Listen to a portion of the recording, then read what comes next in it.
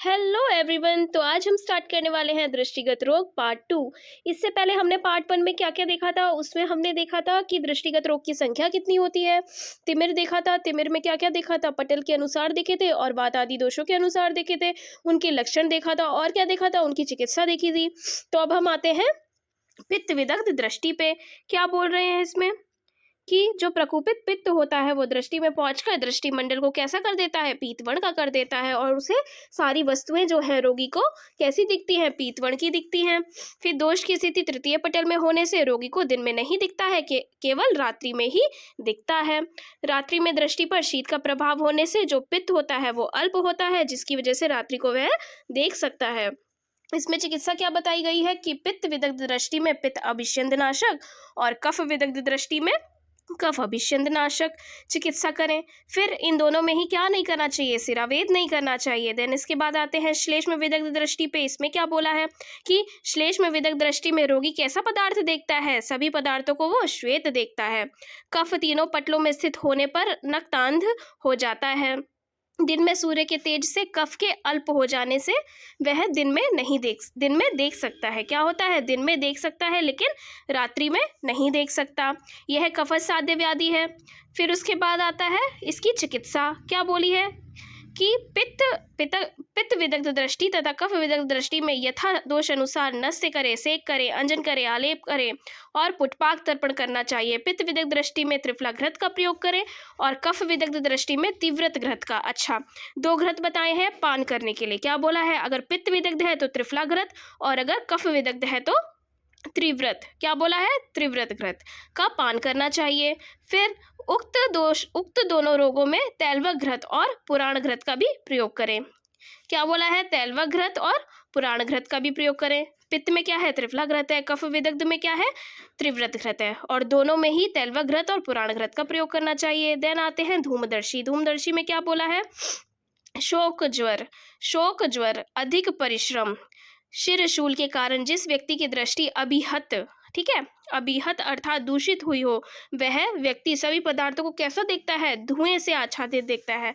धूमदर्शी, पहले ही पता चल रहा है नाम से कि कैसा देखेगा, धुएं से आच्छादित देखेगा। कौन देखेगा, जिसको शोक है, ज्वर है, अधिक परिश्रम करता हो, शिरशूल के कारण जिस व्यक्ति की दृष्टि कैसी हो गई हो, अभिहत हो गई हो यानी दूषित हो गई हो, वह सभी वस्तुओं को कैसा देखेगा, सभी पदार्थों को कैसा देखेगा, धुएं से आच्छादित हुआ देखेगा। ये क्या है, ये भी साध्य पैतिक व्याधि है, साध्य पैतिक रोग है। फिर इसकी चिकित्सा क्या बोली है, धूमदर्शी में रोगी को घृत का प्रयोग कराना चाहिए। क्या करना चाहिए, घृत का प्रयोग कराना चाहिए और रक्त पित्त नाशक चिकित्सा कराना चाहिए। फिर क्या है कि अन्य कर्म भी पित्तनाशक हो, जैसे शीतल लेप, सेक, विरेचन आदि तथा पैतिक विसर्प में जो चिकित्सा विधान का उल्लेख किया गया है उनका सेवन करें। फिर आ गया हृस्वजाड्य। हृस्वजाड्य में क्या बोला है कि हृस्वजाड्य में रोगी दिन में कठिनाई से देखता है। कैसे देखता है, दिन में कठिनाई से देखता है तथा सभी वस्तुओं को आकार में छोटा देता है। हृस्व क्या होता है, हृस्व होता है ना छोटा, हृस्व होता है छोटा।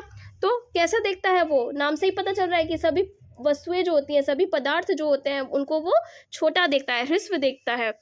यह क्या है, पैतिक असाध्य व्याधि है। क्या है ये, पित्तज असाध्य व्याधि है। रोगी दिन में कठिनाई से देखता है तथा सभी वस्तुओं को कैसा देखता है, आकार में छोटा यानी हृस्व देखता है। फिर आ गया नकुलांध्य। नकुलांध्य में क्या बोला है, तीनों दोषों से युक्त जिस व्यक्ति का दृष्टि मंडल नेवले की तरह चमकता हो, नकुलांध है। कैसा हो, नेवले की तरह चमकता हो तथा दिन में नाना वर्ण के द्रव्यों को देखता हो। कैसे, नाना वर्ण के, अनेक वर्ण के, नाना वर्ण के द्रव्य को देखता हो, उसे हम नकुलांध कहते हैं। यह त्रिदोषज असाध्य रोग है। तीनों दोषों से युक्त जिस व्यक्ति का दृष्टिमंडल कैसा हो गया हो, नेवले की तरह चमकता हो। कैसा, नेवले की तरह चमकता हो तथा दिन में नाना वर्ण के द्रव्यों को देखता हो, उसे हम नकुलांध कहते हैं। ये क्या है, असाध्य व्याधि है।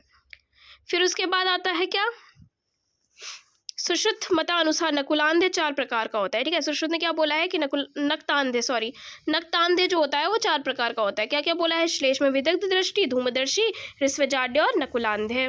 देन इसके बाद क्या बोलते हैं कि गंभीर का क्या है, वायु के कारण आंख विकृत हो जाती है, संकुचित हो जाती है तथा नेत्र गोलक भीतर की ओर धंस जाता है। इसमें तीव्र पीड़ा होती है। इसको हम गंभीरिका यानी गंभीर व्याधि है। क्या है? गंभीरिका।